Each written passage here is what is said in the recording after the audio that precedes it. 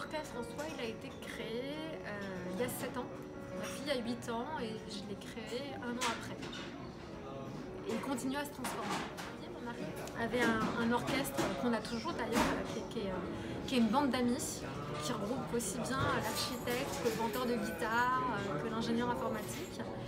Et puis avec le temps, j'ai été un peu assimilée à cet orchestre. D'ailleurs, c'est quelque chose qu'on a toujours, c'est notre bande d'amis, ça s'appelle la Blonde et les Baroudeurs. J'ai vu. Voilà. Et tout au départ, Glam, on a pris les musiciens, en fait la section rythmique de cet orchestre, c'est-à-dire basse, batterie, guitare, on connaissait un clavier. Après, je te fais l'histoire courte, t'imagines bien que je pourrais te raconter des anecdotes pendant des heures. Voilà, mais globalement, on est parti de ça. Et après, moi, j'ai fait des recrutements sur Internet. Et après, ça a marché un peu pareil. Si tu n'avais pas ton époux guitariste à Glam, les choses seraient peut-être plus compliquées. Ouais, puis c'était quand même pas évident, hein, parce que j'ai changé de métier. J'ai dû apprendre à monter une entreprise. C'est moi qui fais toute la paye, toute la comptabilité. C'était pas mon métier. Pour la paye, pour te rendre compte, on n'imagine pas, mais dans le spectacle vivant, c'est un contrat par musicien par date. Donc il y a des mois, il y a plus de 50 fiches de paye. Et tout ça, c'est un métier auquel je me suis formée. Et ce qui fait que je me suis sans doute pas découragée, c'est comme beaucoup d'entrepreneurs, le fait que je ne me rendais pas forcément compte dans quoi je me lançais. Et 2, le fait d'avoir quelqu'un qui pouvait m'accompagner comme ça. Donc le guitariste, ton mari était présent à Antony. Tout à fait. Mais c'est important. Alors lui, parfois, du coup, parfois c'est dur pour lui parce qu'il a son entreprise à côté. Et puis là, ça prend de l'ampleur. Donc parfois, il est fatigué. Donc vous êtes en SARL? On est en SAS. On est en SAS. C'est quasiment pareil, hein, on est 7h. Alors que je me suis couchée à 6h le samedi, on est bien d'accord. Il faut être jeune quand même, hein? En saison, donc là, vraiment la saison des mariages, parce que sur les événements privés, les anniversaires ou les soirées d'entreprise, on se couche plus tôt. Mais en saison, faut que j'ai une bonne hygiène de vie. Je limite l'alcool, parce que j'aime bien, hein, comme tout le monde, mais en termes de fatigue, c'est là qu'on voit que j'ai plus 20 ans, je le sens.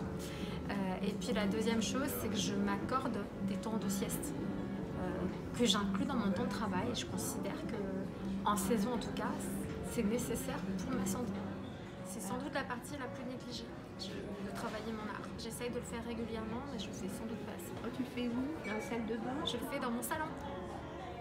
Je le fais dans mon salon et je me filme d'ailleurs. C'est ce que tu as aperçu. Oui, oui. Alors pour la petite anecdote, c'est venu d'où ça? Moi je travaillais dans mon salon et un jour pour essayer de gommer ça, pour aussi travailler certains points de technique vocale, l'ouverture de la mandibule, le fait de pas trop ouvrir en largeur mais plutôt en hauteur la bouche, voilà, c'est des choses, points de technique vocale. Pour ça c'est important de se regarder. Et un des premiers exercices à faire dans ces moments-là, c'est de se filmer. C'est un exercice, attention, très difficile. C'est pas parce que je le poste sur Instagram et Facebook que c'est facile. C'est très dur de se regarder parce que personne n'aime se regarder. Moi non plus. Mais quand tu arrives à passer ce cap-là, tu arrives à te corriger et ça fait partie du travail de scène. Voilà. Puis après, du coup, je me suis amusée à isoler 1 minute, à poster. Puis j'ai vu que les gens aimaient et plein de gens m'ont dit mais c'est bien, tu devrais continuer. Alors que moi, je trouvais ça tout nul dans mon salon. Du coup, j'ai continué. Nous sommes aujourd'hui jeudi, oui, nous sommes jeudi effectivement, et puis donc un concert demain. Manque de chance, t'as la voix fatiguée, t'as un remède? Alors déjà, ça m'est arrivé une fois. Une fois, j'ai été carrément affolée. Si j'ai la voix fatiguée, juste fatiguée, je vais me taire. Dans le cas les plus extrêmes, bien entendu, c'est à éviter, je prends un peu de cortisone. Il faut faire très attention avec ça, évidemment. Mais en tout cas, une fois que j'ai été aphone, et c'est l'avantage d'être 10 chanteurs et d'avoir un réseau de musiciens avec qui tu t'entends bien. J'ai appelé une de mes chanteuses qui m'a remplacée au pied levé. Ah oui, vous êtes quand même nombreux, heureusement. Et on travaille souvent. La dernière chose que j'ai faite, c'était il y a 2 ans. J'ai été faire un stage de voix saturée. La voix saturée, c'est du métal. Ah oui, c'est du métal. Mais au-delà du métal, c'est aussi un grain que tu vas retrouver dans certaines certaines expressions qui sont comme la colère et que tu vas retrouver dans des morceaux funk, pop ou rock. Voilà. Et du coup, derrière, comme j'avais aimé ce stage, j'ai pris 2 ans de cours avec le professeur qui avait fait ce stage-là pour aller développer ce grain que j'avais pas du tout. Le côté un peu saturé, je l'avais pas. Je commence à l'avoir. Il faut encore que ce soit encore meilleur parce qu'on n'est jamais arrivé et parce que je suis très exigeante. Je suis toute jeune, je suis hyper amoureuse. Je me marie dans 3 mois. Ouais. Ça s'est fait dans la précipitation. Je te demande de venir faire le show, carrément, et de faire des morceaux que j'adore. Est-ce qu'en 3 mois, tu peux me sortir quelque chose? Alors non, parce qu'on ne travaillera pas comme ça. D'accord. On a un répertoire qui doit faire 400 titres aujourd'hui. 400 Ouais, 400 titres. Voilà. Sachant qu'effectivement, tous les chanteurs ne font pas tous les répertoires. Donc moi, je vais choisir l'équipe qui colle à ce que tu m'auras dit que tu aimeras. Et après, je vais faire l'intersection entre ce qui plaît d'une façon générale et ce que tu aimes. C'est-à-dire que toi, tu as 30 ans, tu te maries. Oui, mais ta grand-mère, elle a 70 ans, tes parents, ils en ont 50. Et si tu fais que les derniers tubes, il y aura 20 personnes sur la piste de danse, toi et tes amis. Et tu me diras, c'est pas génial quand même. Donc il faut trouver cet équilibre entre ce qui va marcher et ce que tu aimes.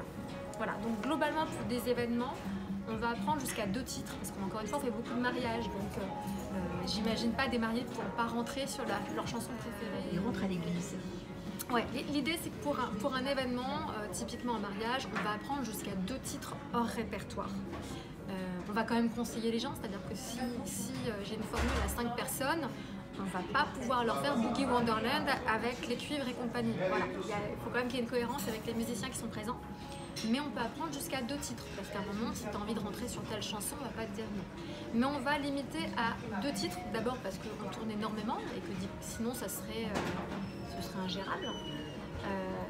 Et puis parce que les morceaux doivent être maîtrisés. Voilà, donc c'est là où on n'est pas un DJ.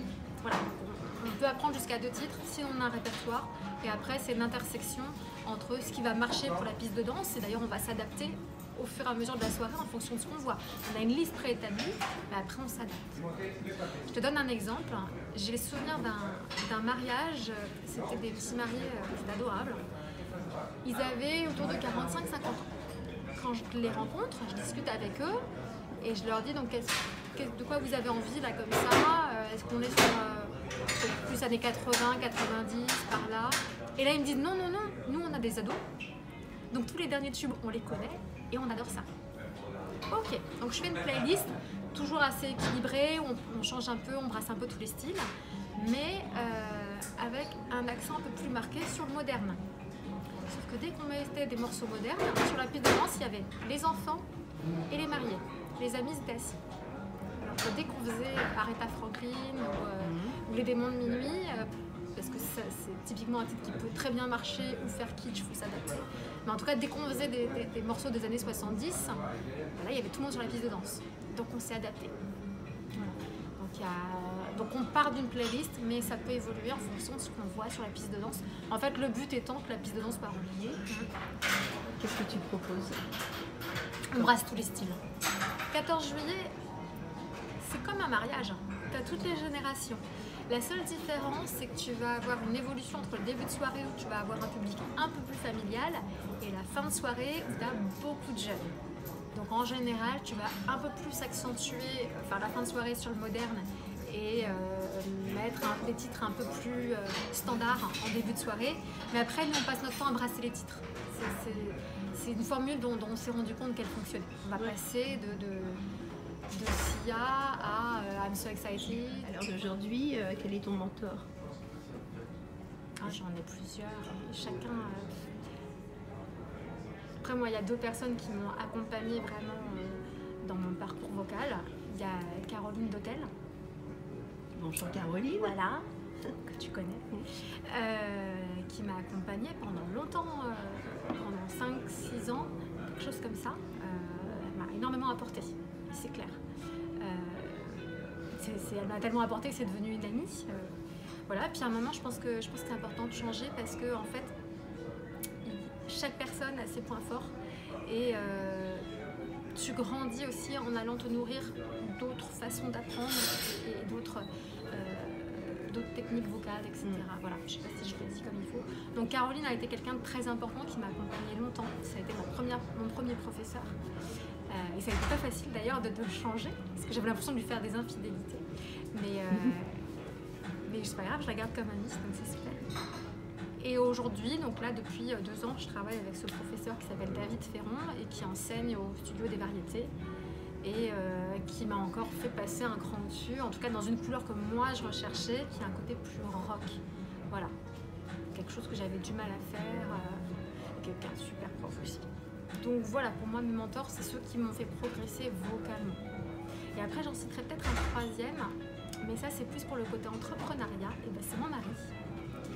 Mon mari, parce qu'il est lui-même entrepreneur et il est toujours de très bons conseils quand j'avais un petit coup de mou, parce que bien sûr c'est pas devenu ce que c'est, le gros orchestre que c'est aujourd'hui, ça n'a pas toujours, il y a eu des étapes et ça a toujours été un soutien, il a toujours été de très bons conseils et je pense que sur l'aspect entrepreneurial ça a vraiment été un mentor. Ouais. S'il n'avait pas été présent, ça aurait été plus compliqué? Sans doute, parce qu'il y a des moments de doute. Tu sais, c'est comme tout, on dit souvent pour les gros projets, il faut être bien accompagné. Bon, ben, moi j'ai un partenaire à la maison, donc c'est génial. Ah, est-ce que tu as une devise dans la vie? Ouais. C'est quelque chose que m'a répété longtemps mon petit papa et qui a pris beaucoup de sens dans ma vie d'adulte, qui est que le bonheur, c'est une décision. Donc à un moment, on fait des choix. On choisit de rester dans une situation qui ne nous convient pas. Ça ne veut pas dire qu'on ne vit pas des choses difficiles, mais quelque part, on va choisir d'être positif vis-à-vis des choses telles qu'elles arrivent. Je suis quelqu'un de très très positif. Je ne veux surtout pas que ça change. Mais j'espère que c'est bon pour la santé.